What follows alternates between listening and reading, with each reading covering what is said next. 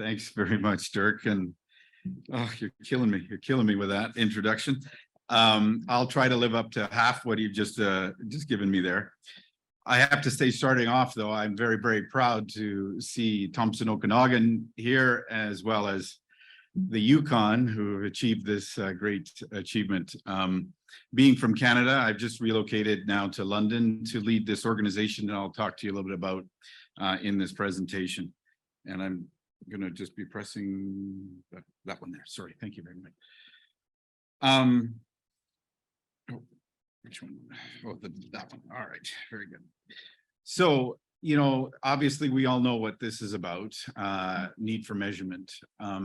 Hotel industry has been very engaged, obviously, in measurement over the years, and have been doing it for a very long time, focused on two things, though: profitability and productivity, which of course leaves the absence of all the external costs that are associated with that, and presents a bunch of sustainability challenges that go with that. So the need for robust measurement that goes beyond heads and beds measures, revenue per room, all those elements are a big part of what the alliance of industry around the world is working towards. When we look at why this is important, is industry itself, industries that are successful are those that have a purpose greater than themselves. If you look at any other major sector in the world and any other major business in the world that has been very successful at achieving investment, employees, and ultimately success in the margins, it's those that have that sense of higher purpose to society. So when I look at what those four things, and I have to say I was just going through a bit of an edit job with our presentation because I'm going a little off script from the work that was presented here. But there are four real driving incentives for industry for them to look at measurement in a different way. Obviously, the investor community. So the investor, we talked about ESG earlier. The investor is expecting more from the companies they invest in. And you can see here 90% now attach ESG performance as a key part of their decision-making effort. So those sectors and those businesses that fail to achieve that will not get investment, and they'll be passed over. And it's interesting, the Dow Jones Sustainability Index or the Global 100 Index, which indicates those leaders in sustainability, there are very few examples on those lists of the tourism industry, but in particular the hospitality industry. And as a whole, we're nowhere to be found. And so all these other sectors are eating our lunch when it comes to attracting investment and investors to that particular area. The automotive sector, technology, healthcare, all those other industries are much higher because they've been very good at collecting data and providing it in a very clear format in those ESG models, in those key areas that look for investment. Dare say it's a very interesting statistic you see on the wall there when we talk about the social side of the industry. You know, again, we're not found at the top of the list when it comes to, you know, great employers. And then is there any wonder why there's a struggle to find employees?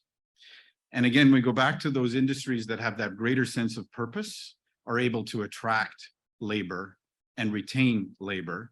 And as a sector, we need to be much more effective at elevating our game in this conversation.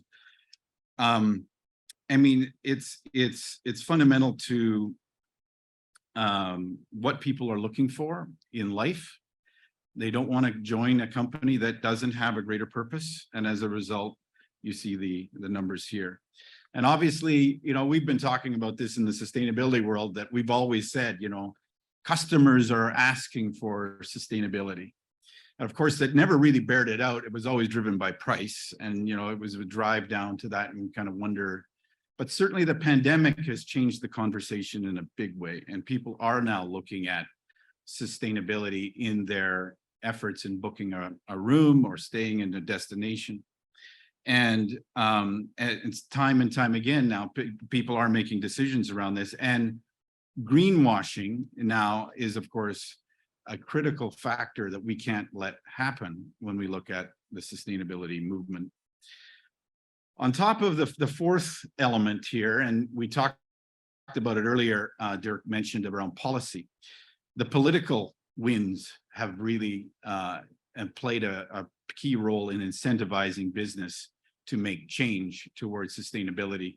The taxonomy that we see changes in the EU and in the United States, for example, are areas that are imposing more legislation and requirements on businesses that they need to make change. And now we're seeing this notion of ecological obsolescence and stagnant assets. If businesses don't make significant change towards their energy consumption levels and other elements, those assets in a certain period of time will become stagnant and obviously no longer of value. Interesting, a recent study shows that between 31 million and 115 million in cumulative energy saving losses and penalties for businesses that fail to act between now and 2050 would be applied to a particular business. That's a very big incentive for businesses to think about. That's a typical 500-room hotel in any city in the world. So if those, and this is something the industry's not ready for, and they are just starting to catch up. But measurement around that effort is really critical because they have to convince policymakers they're making the changes necessary. Which brings me to our organization. So our organization is an alliance of industry around the world. We represent at the moment 35% of the global industry by rooms, and we have about another 10% of new properties and industries in the pipeline that within the next 3 months will be at 45% of the entire population of the hotel industry. And we're a charity, we're a registered charity headquartered in London that represents all of hotels. So we're not just representing these hotel industries. These are folks, though, that have come forward and donated resources and time towards a common and bigger good and recognize the importance of this. We've also have a number of organizations within the supply chain that have joined and continue to join. That's a new element to the discussion. The organization's been around for 30 years, started in 1992, coming out of the Rio conference, headed by then Prince, now King Charles, and really obviously a very strong pedigree of industries. It's interesting, nine of these folks, members are still with us today who were there in 1992. So it shows that long-term commitment that's there. One of the, I think we just jumped over a slide there. What happened? Let's see. There's a slide missing. I will wing it as I've been trying to do here. So one of the areas that we're focused on is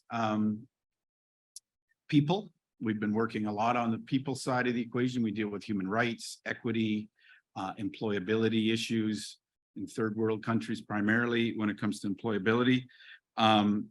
We deal with migration and refugee support under crisis. So it was very interesting to hear that presentation about crisis.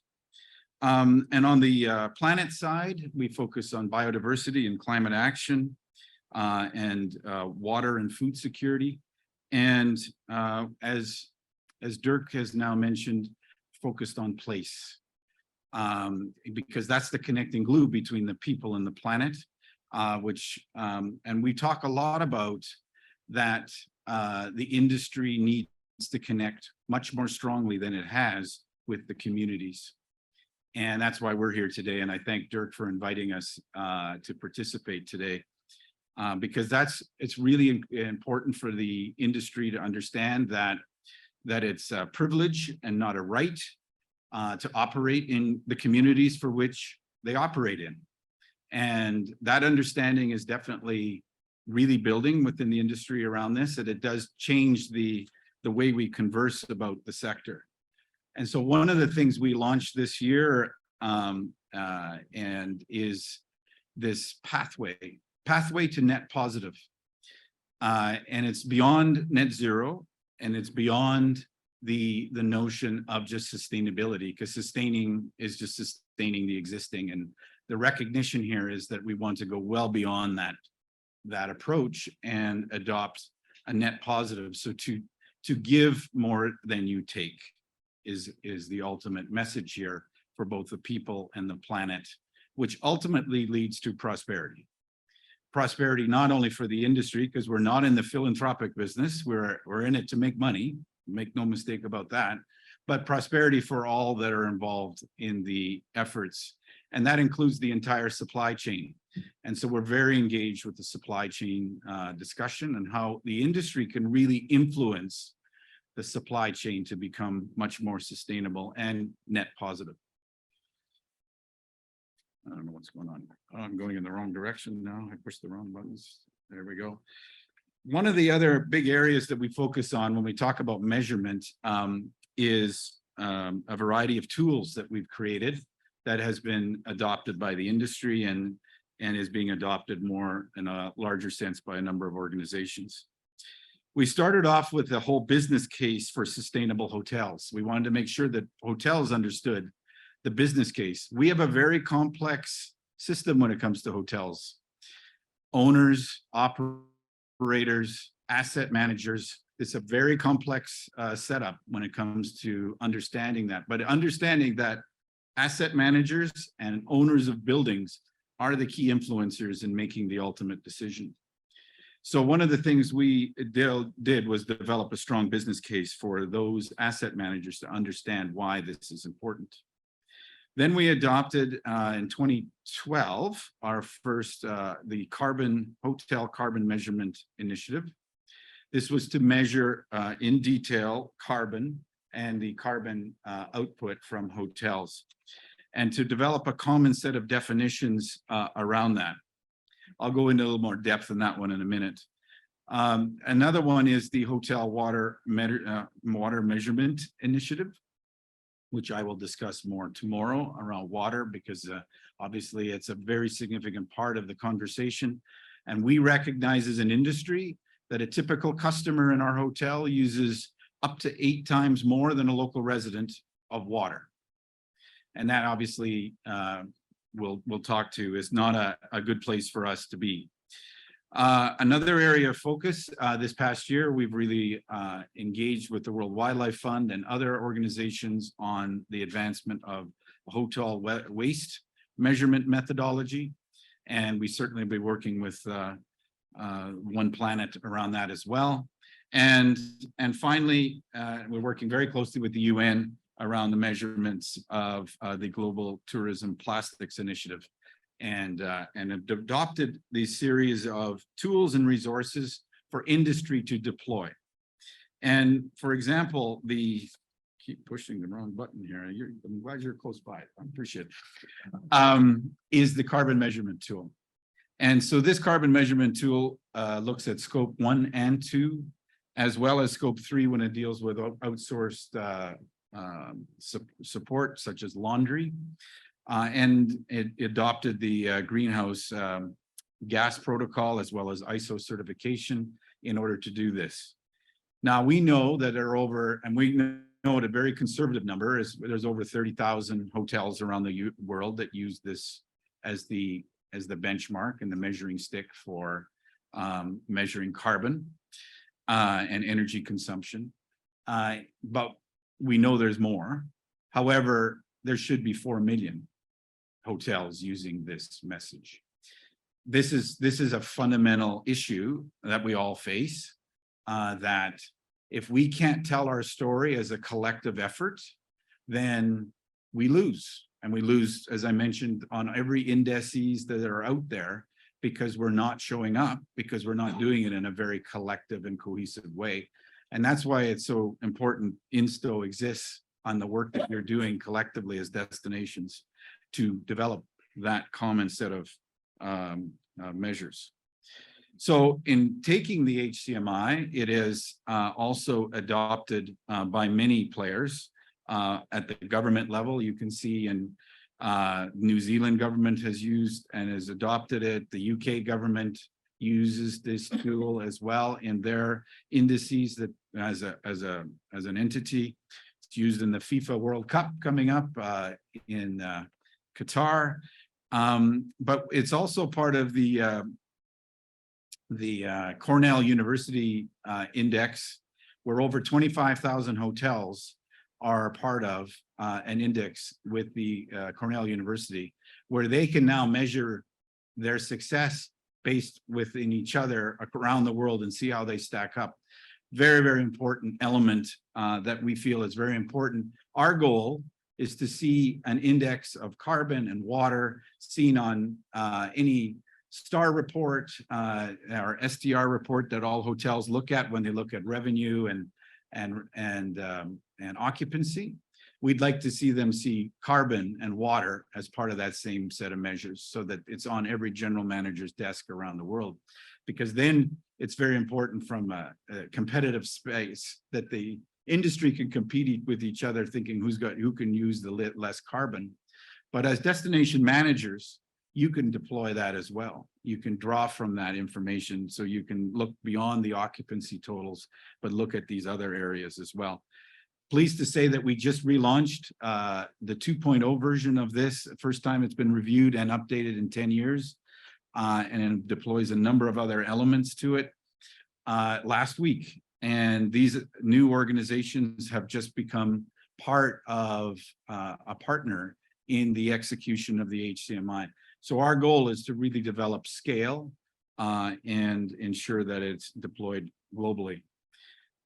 It's really good you're going to be hearing from ISTO, which I've just met today, and I'm very anxious to talk to more Isabel about this.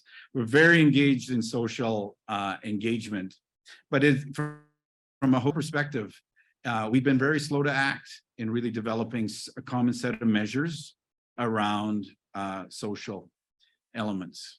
And so what I'm hoping to learn from all of you today and tomorrow is to see how you're deploying social measurement in your communities, and how we can incorporate some of those elements into the hotel industry. So again, that we can then start to deal with a common set of measures in that area. And ultimately, we want to make sure our tools are approachable, because we have to have the operations manager, the general manager, the people in headquarters and corporate that can use it. If it's too hard or it's too complicated, they won't do it. We all know that. They're focused on cleaning rooms and making sure the lights are on a day-to-day basis. And if we don't make it approachable, we won't succeed. We also there are hotels that provide a great deal of incentives for the general managers to engage in them reporting and measuring of sustainability within their operations. Hilton, for example, is one of the gold star. They have about 99% of all general managers in the world that participate in a very significant way in measuring success around this. And so one of the last things I want to just say is that we as an organization are looking to work very closely with Dirk and the UNWTO on engaging destinations, on deploying some of the tools that we continue to develop within your particular destination, so that we can have some common sets of measures. We can certainly bring to bear our expertise around that in your conversations with your hotel industry and your communities. And like I say, we don't just represent the members that we have listed here as our donors. We are a charity that represents the entire industry. And so we can provide a lot of support to you and in your communities, providing guidance and training and elements to your hoteliers that are in your communities. So thank you again, Dirk, for having us, and look forward to hearing the further conversations throughout the rest of the day and tomorrow.